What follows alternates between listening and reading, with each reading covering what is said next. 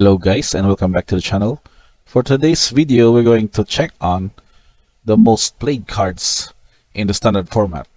But this one would be under the sideboard category, wherein I will try to somewhat detail the reasons why these cards are very popular in post sideboarded games in standard. And of course checking here that we can also update what will still be the popular decks of the format. So we have here the website, it is top 8 under the standard format category or tab, can we say. If you scroll down on this part, you can see here the most played cards and their percentage in the metagame. So if you need to check on the sideboard, you just only need to click this link, would you like to know more, and you can filter on the cards. So the default filter here would be under the standard format.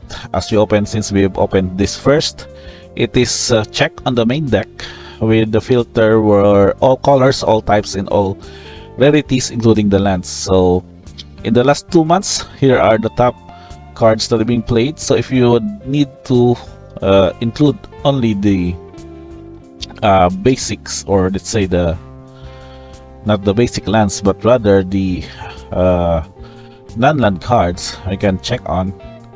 Oh, it's only here that we have these cards, but we need to also filter on the sideboard. So we can also still continue to include the lands. You can check this again and then click on the link of the sideboard. So in that, you can then check on the go, or click the go button.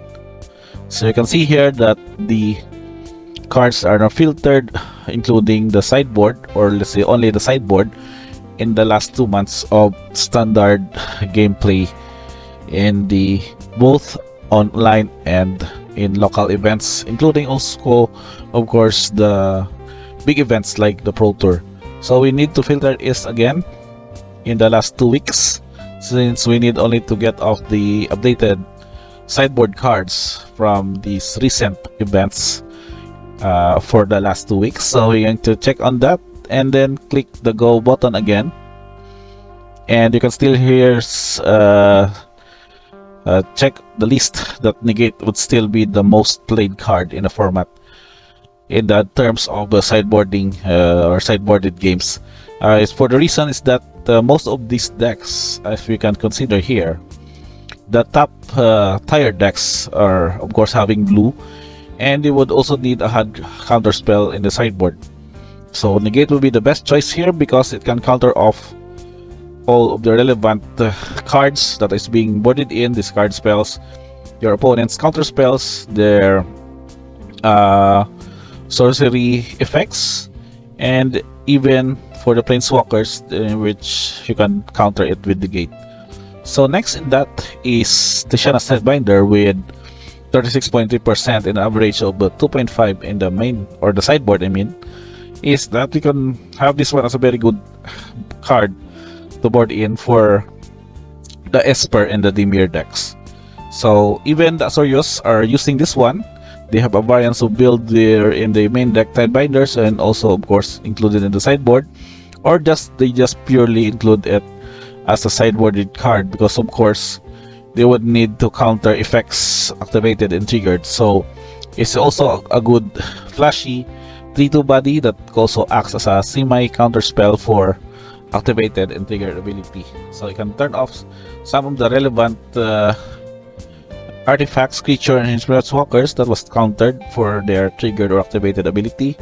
At the same time, you get a 3/2 body to attack for your board, and of course have a good board advantage while also maintaining your counter spell backup, for example. So next up is Rest in Peace. Average of 1.9. Decks are using it for sideboard is around the percentage of 29.4. So we know that this reprint of the card from the big score is being sideboarded against the Timor control decks and also those with the reanimator shenanigans.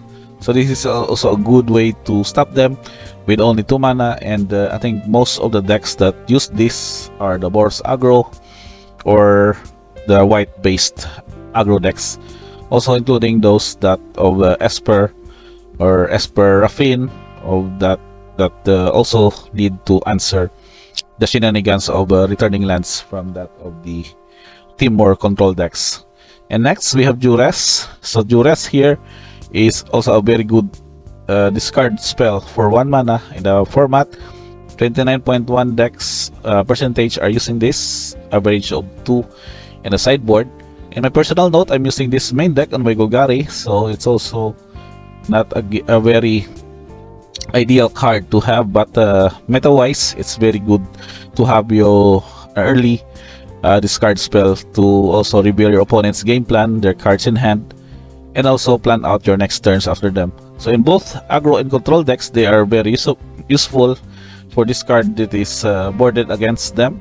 So of course aggro would board this against Blue Eye Control, Esper Control, Dimir Control, and the Timor lands. And Dimir decks or with Esper Fin decks are also using this to go on with the sideboard against Control Mirror or other mid-range decks in the format. Next up, we have a Licensed Hearse, which varies of 2 and in the sideboard, and top 6 point percentage are using this in their decks.